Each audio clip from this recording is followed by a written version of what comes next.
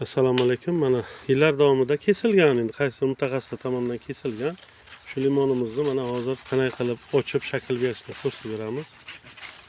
Mana hozir Musul akamizni mana shogirdlari bilan olib kelib, mana hozir bu limon haqida to'xtalib o'tamiz. Mana limon kamida 7 yilligi, 6 yillik bo'lganda endi mana hozir shogirdimiz kesishga davom etib turibdi. Mana orqa tomonlarini ochishga majbur bo'ldik. Mana endi buni faqatgina mana shu past qismlari ochiladi. Biz nimaga limonni oldik? Chunki mana shu limon ichiga shamol kirmay, havo kirmay, o'sha rahbarimiz mana Rustam akamiz aytadilar-ku, qora mog'or haqida bir aniqroq fikr beringlar. Bunda qanday tavsiya bor, qanaqa qilib yo'qotamiz deb. Men butun dehqonlarimizga aytmoqchi bo'lamanki, qora mog'orni yo'qotish emas, shuni oldini olish mana shu ish. Oddiygina mana shu tagini ochish, mana novdalarni olib kamaytirish qora mog'orni yo'qotishga olib keladi. Ya'ni nimadan bu qora mog'or kelib chiqadi? Mana daraxtimiz juda katta bo'lib, dimlanib qolgandan keyin mana yillar davomida mana buni dehqonlarimiz tushunadi mana. Kamida 3 yil bo'lgan mana shu novdaga, mana kamida 3 yil bo'lgan. Mana bu novdamizga ham kamida 3 yil bo'lgan.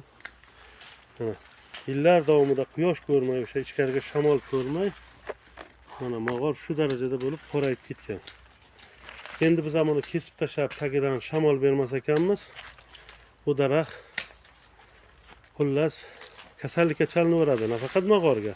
O'sha kana tushishi, boshqa narsalar ham shundan bo'ladi. Mana quyosh ko'rmagandan keyin o'sha barg to'kilish holatlari bor mana. Masalan, buni bargini ham dehqon ola olmaydi, chunki dehqon mog'orni tushunmagandan keyin bu barglarni olishni ham balkim vaqtida qilmas. Shu uchun aytib o'tamizki, daraxtlar mana shunday yerga tegib yotgan bo'lsa, uni tagini o'tish tavsiya qilamiz. Yana aytib o'tamiz, qaysidir mutaxassislarimiz daraxtning tagini yillar davomida olmasligini taklif qiladi. U dehqon masalan o'zining malakasidan kelib chiqadi. Bizda masalan praktikamiz bo'yicha shuni olishni tavsiya beramiz. Endi men dehqonlarimizdan so'rardim, bir bahsli savol sifatida fikrlaringizni bildiringlar. Daraxtning tagini ochgan ma'qulmi yoki mana bunday novdalarni quriguncha mana, qurib ketgunicha mana 5 yil, 6 yil kutgan ma'qulmi? Men hozir buni kesishni ma'qul deb topishimning sababini aytib o'taman. Chunki dehqonimiz aytishlariga qaraganda mana shu daraxt o'rtacha 8 kilo hosil beribdi. Chunki mana men endi buni o'sha taglarini ochilmaganligi va suvni me'yorda berilmaganligi, suvni 1,5 metr uzoqdan berilgan sabablari va eng muhimi o'g'itlashda xatoliklar bo'lganligi, o'g'itdan tuymaganligini sabab qilib ko'rsatib o'taman. Chunki o'g'itdan tuygan daraxtda hosildorlik boshqacha bo'ladi. Mana endi meni tajribam, balkim bu meni shaxsiy tajribam. Kimlargadir tavsiya ham qilmasman bu holatni, lekin men tavsiyam dehqonlarga mana shunday qilib daraxtning ostki qismini ochgan ma'qulroq.